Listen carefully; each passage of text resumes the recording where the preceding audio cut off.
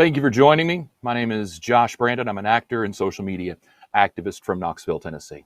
Thank you for the opportunity to speak today, and thank you even more for hearing me, and my most sincerest thanks for considering these words. My experience with gun violence is as lengthy and vast as my experience with mental health. My father, Eddie Brandon, was, among other things, a proud American patriot, a Second Amendment advocate, and what I hear far too often, a responsible gun owner. He was also an abusive, bigoted, sociopathic narcissist, an extremist who was somehow radicalized in his political and social views. I was raised around guns my entire childhood into young adulthood. The issues I'm about to express today are not unresolved daddy issues, but resolved deconstruction through years of therapy, earnest reflection, education, and self-awareness. You see, I grew up to be a proud American patriot too, just a different brand of American patriot than some of you might be used to. Someone who studied James Madison and the Second Amendment to understand what the original intent was and how it's been bastardized for the sake of profit and political posturing. I've also grown up around those responsible gun owners. I'd like to give you the spoilers of this speech up front. My father, who I'm about to introduce you to, by my vast and firsthand experience, is the rule and not the exception to it when it comes to those who speak openly, loudly, and proudly about being responsible gun owners. Before I was an actor, voice artist, and social media activist, I was a radio programmer and personality for 2 decades, mostly in the country music industry. Then, working in the automotive sales industry in small rural areas, I have witnessed gun deals and exchanges happening in broad daylight in parking lots, out of trunks of people's cars, radio stations, car dealerships, some of those legal, some of those not, every one of them disturbing. I've literally hundreds of examples similar of my own experiences, to which I'm about to detail for you. My father was born in 1942, a small rural town in Tennessee. My father politically, don't know what to call him, but I heard him talk, and I would say he was a radicalized extremist. Like many of your fathers, he was from a different time. Maybe it's unfair to judge him on modern standards. My father's temper, anger issues, abusiveness, narcissism, and hatred for others should not be glossed over. My father would do everything he could to help his fellow man, even if those men he looked down on because of the color of their skin. A walking contradiction. Maybe you can relate with your own.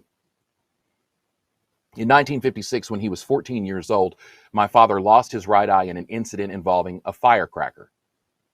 He was restricted from contact sports thereafter, military, and almost assuredly that affected his social life, his social standing. My grandparents, Helen and Joe Brandon, became activists fighting for laws, regulations, and policies to be in place regarding fireworks.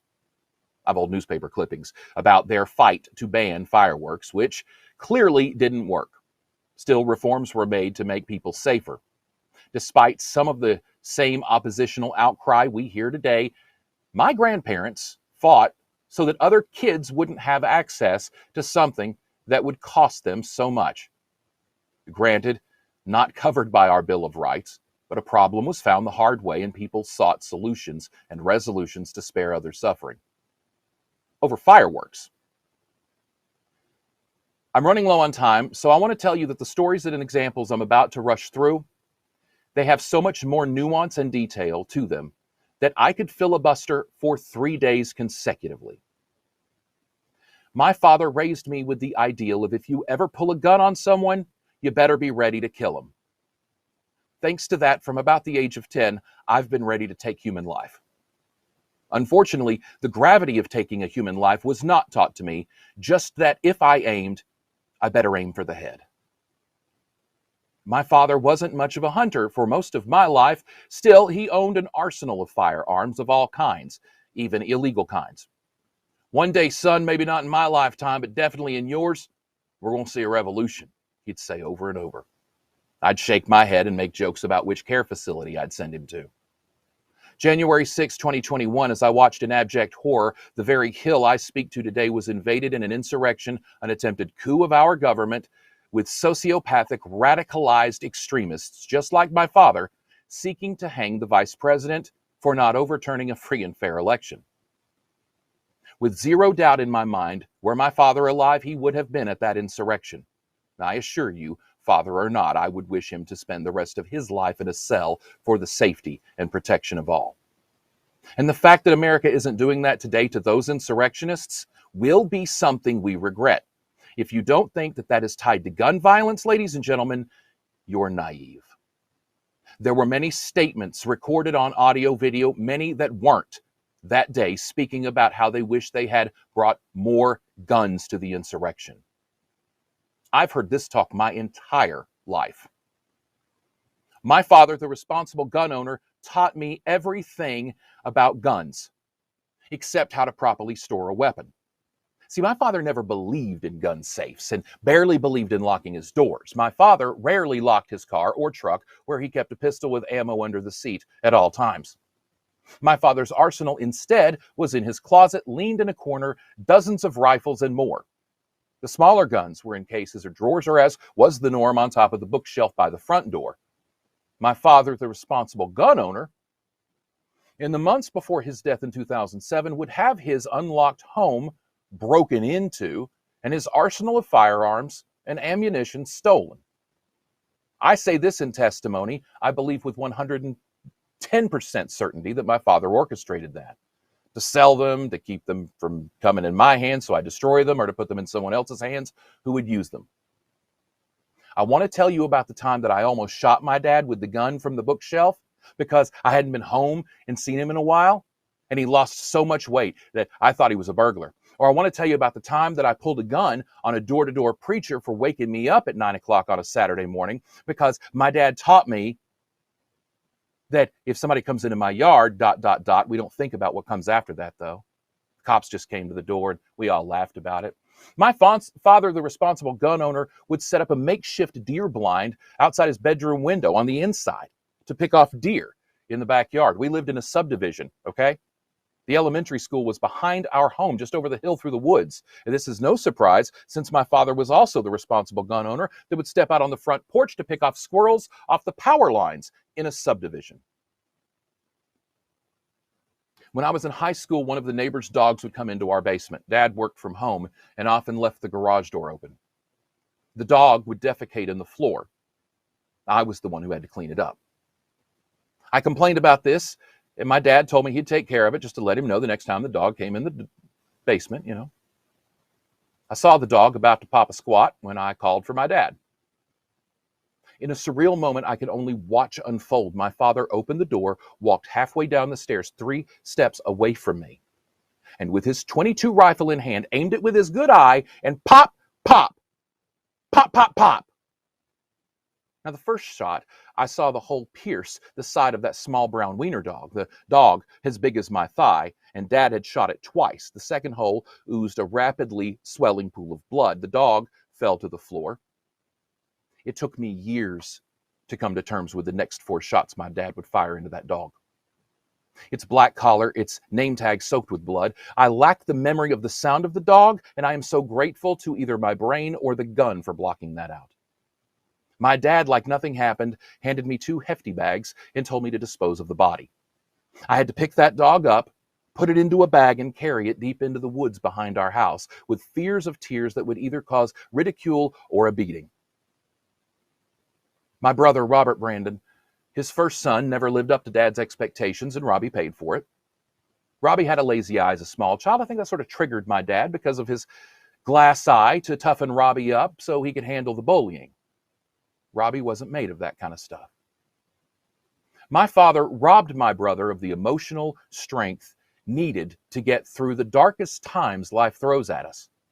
Then my father, the responsible gun owner, would exhibit the kind of negligence any gun owner should be above. In 1999, my brother went through a dark, depressive episode. Momentary problems, but his mental health, due in large part to the toxic and abusive nature of our childhood, would prompt him to make a permanent mistake, one he would pay for the rest of his life, and one for which we would pay for the rest of ours. This is also my statement to federally decriminalize and legalize cannabis, because it would have and could have saved his life. The next morning, Dad, the responsible gun owner, thought it would be a great idea to take my brother, Robbie, up on the mountain shooting, blow off some steam like we used to when we were kids. When they got home, Dad, the responsible gun owner, put the .357 Magnum back on the top of the bookshelf, like always. Even after the cops came to the house, even after I almost shot the man, then Dad, the responsible gun owner, went to the basement to make some business calls. My brother only got more and more depressed. Robbie got up, walked to the bookshelf, took that .357 Magnum, and walked outside, pacing around the house until he got to the side, made his peace, and turned the gun on his own temple. My brother's brilliant mind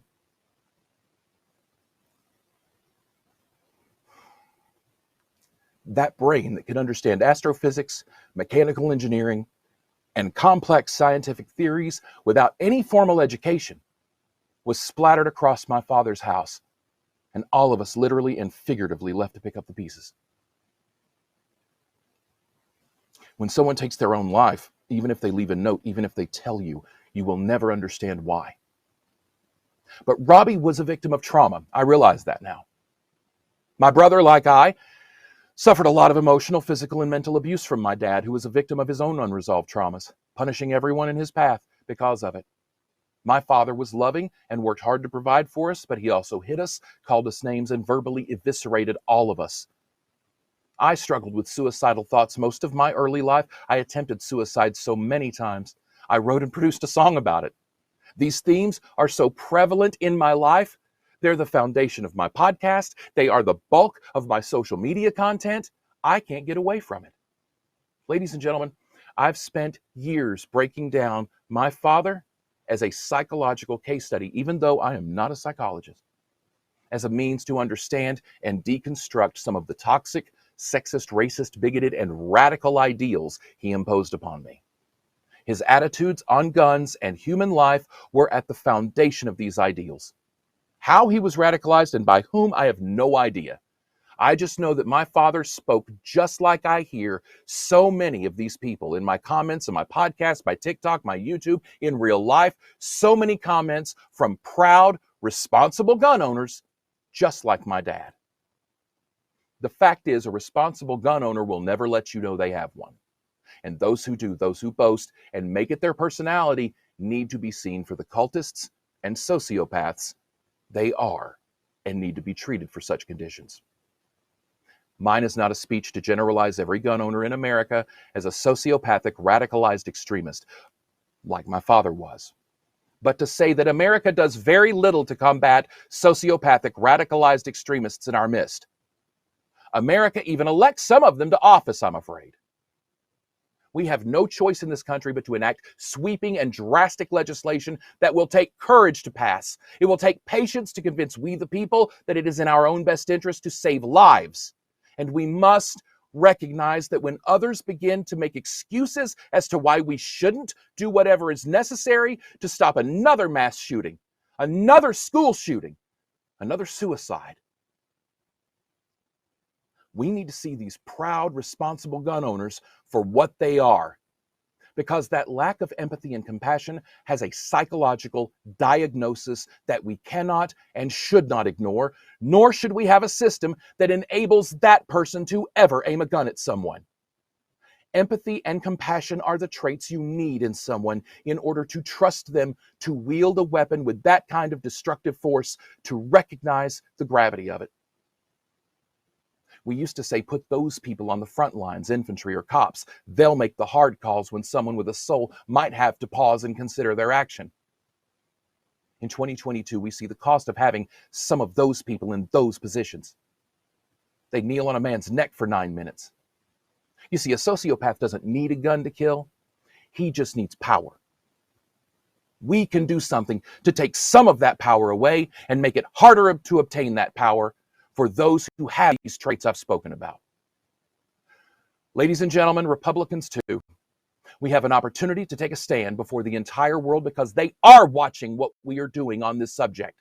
They want us to take human life seriously for once. Are we ready to? Are you ready to?